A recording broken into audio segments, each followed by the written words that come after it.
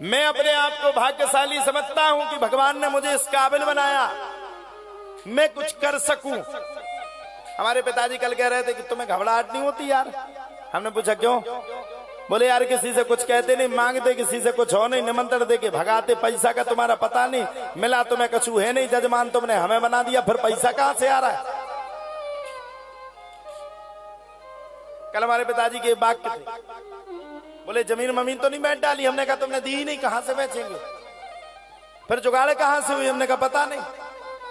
आज किसी ने उनसे कह दिया खाटू श्याम जी की भजन संध्या हो रही, कल कक्कू जी आ रहे, हरिया जी आ रहे, कल परसों उनका कार्यक्रम है। पिताजी हमारे घबरा घबरा करके परेशान है, कहां से जुगाड़ कर रहे हो? मैं कहा चिंता मत करो, हम तो नौकर हैं, मालिक तो वो बैठा है, कर वो रहा है, माध्यम हमें बना दिया, कृपा उसकी है, करने वाले हम हैं और आनंद हम सब बैठ करके ले रहे हैं। भगवान की कृपा जिस पर हो जाए उसका आनंद हो जाता है। मैं कितना वर्णन करूं, कितना सुनाऊं।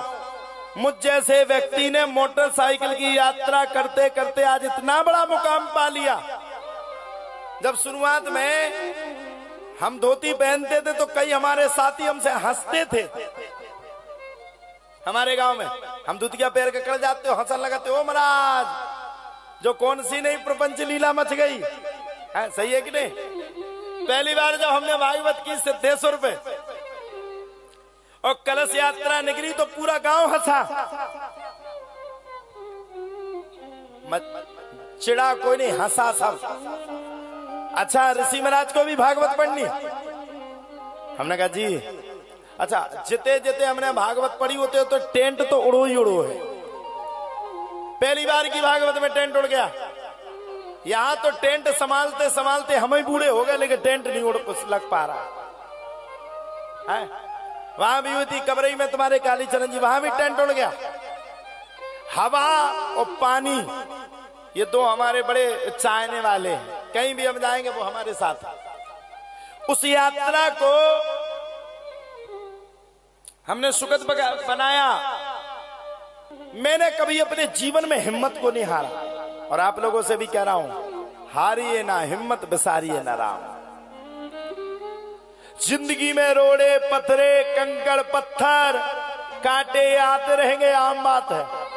आप उठोगे तो आपसे चिढ़ने वाले हजारों खड़े हो जाएंगे, लेकिन आप उन पर ध्यान ना देते हुए, हाथी चले बाजार कुत्ते भौंके हजार, उन पर दिमाग ना देते हुए, दिल ना देते हुए, उन पर अपनी बुद्धि को नष्ट ना करते हुए मंजिल को पाने के लिए चलते जाओ, चलते जाओ, चलते जाओ, चलते जाओ, चलते जाओ।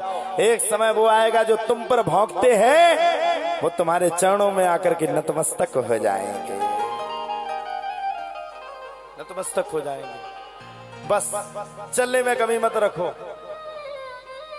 चलने में कमी मत रखो। राजा परीक्षित को मात्र 7 दिन में मुक्ति चाहिए साहब। 7 दिन में राजा परीक्षित के प्राणों का परित्याग होना है, ये निश्चित था। ततो भयत्या श्रृंबालो गले सर्प कलेवरम पितरम वीक्ष दुखार्तो मुक्त कंठोर रोदहा। अच्छा आप लोग बताओ, मैया आप सब बताओ, अगर आपको ये पता चल जाए कि आज से 7वें दिन आपकी मृत्यु है तो क्या करोगी? बताओ क्या करोगे? मान लो आपको ये पता चल जाए कि आज से 7वें दिन आपकी मृत्यु, क्या करोगे? है किसी के पास कोई उत्तर? देखो भगवान के मंदिर तो जाओगी नहीं, तो भगवान से सबसे पहले गुस्सा हो जाओगे, तुम्हारी बदौलत है जो 7 दिन में मानने। भगवान को तो इतनी आफत है, कुछ करें तो आफत, कुछ ना करें तो आफत। और उसमें लिखा है कोहू काहू को सुख करना दुख कर दाता, निज कृत कर्म भोग संप्राप्त। रामचरितमानस कह रहा है कोई किसी को ना सुख देता है न दुख देता है, निज कृत कर्म भोग संप्राप्त। कर्म के आधार पर तो भगवान को भी भोगना पड़ता है साहब। अगर आपका कर्म बुरा है तो आपको भी भोगना पड़ेगा। कर्म के आधार पर तो जय और विजय को जो भगवान के पार्षद है 3-3 जन्म लेने पड़े। कर्म के आधार पर तो रावण को भी अपने शरीर का परित्याग करना पड़ा, फिर भगवान को दोषी क्यों बनाए?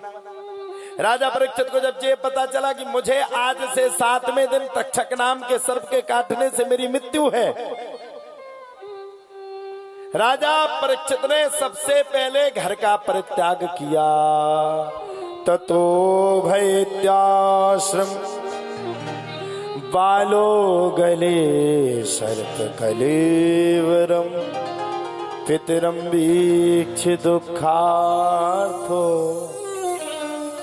मुक्त कंठो रुरोदहा। जहां अबा को अबा सेवरो होए उते कितने लोगों में लगाओ।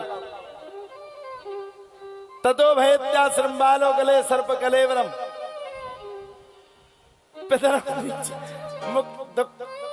मुक्त कंठो रुरोदहा। राजा परीक्षित को श्राप लग गया, और जब राजा परीक्षित को श्राप लगा मृत्यु का, राजा परीक्षित ने सबसे पहले समझ गया, सबसे पहले घर का परित्याग कर दिया, घर को छोड़ दिया। गृह कारज ना जंजाला,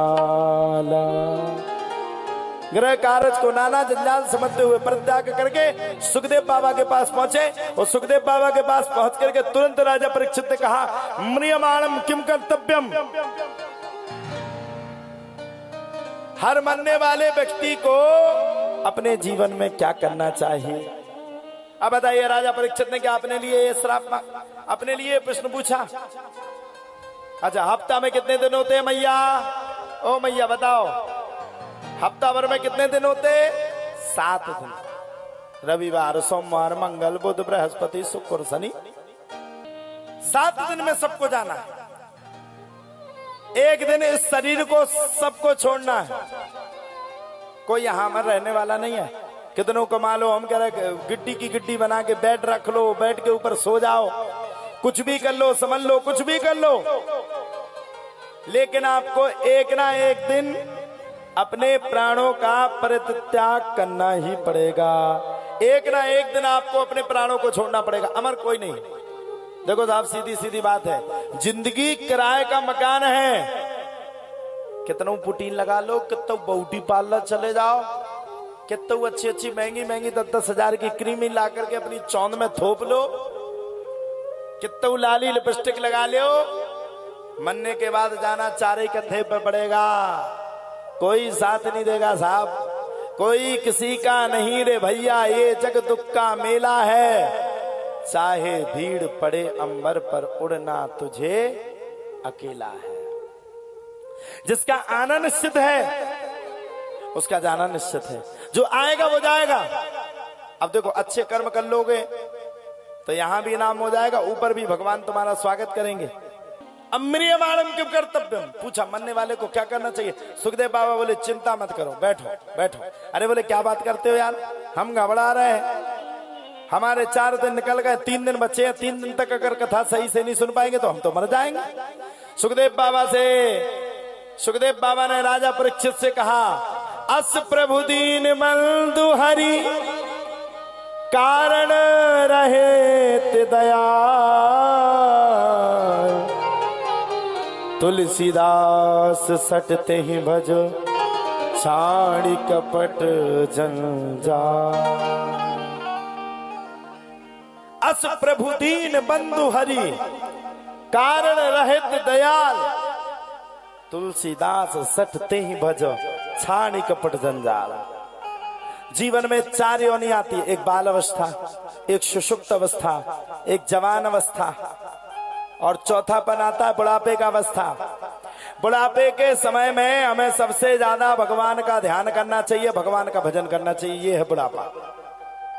लेकिन जब तक बालापन रहता है खेल में गंवा देते, बालापन गया तो खेल में गंवा देते। जवानी आई सो ब्याह हो गो, बच्चे हो गए सो उनको पढ़ाने लिखने में चले गए। बुढ़ापे के समय में आ गए, जब बुढ़ापे के समय में आए सो ब्याह कर दो, बहू ले आए। अब जब चौथे समय आया, चौथी पीढ़ी आने का समय आया, तब नाती पोता में अपने जीवन को व्याप्त कर देते। बहुएं बुरे बोलती, फिर भी उसी घर में रहना स्वयं को और युग को मानते हम लोग। लेकिन हम कह रहे हैं, चौथी अवस्था में किसी से भी प्रेम मत लड़ाना। चौथी अवस्था में सिर्फ परमात्मा से ही प्रेम लड़ाना, सिर्फ भगवान से प्रेम लड़ाना। कह दिया, वरियाने स्ते प्रश्न कृतो लोक हतो न आत्मविसम्मतः पुरुषाम श्रोतव्य दिशु यहाँ पर बोले बैठ जाओ भैया, चिंता मत करो, बात है तन्ने की तो सुनो। तुम जिस युग में आ गए हो वो है कलयुग, और कलयुग में 7 दिन की जरूरत नहीं है, कलयुग में तो 1 मुहूर्त में भी तुम तर सकते हो। 1 मुहूर्त मतलब 1 मिनट भी भगवान का स्मरण कर लो तर जाओगे।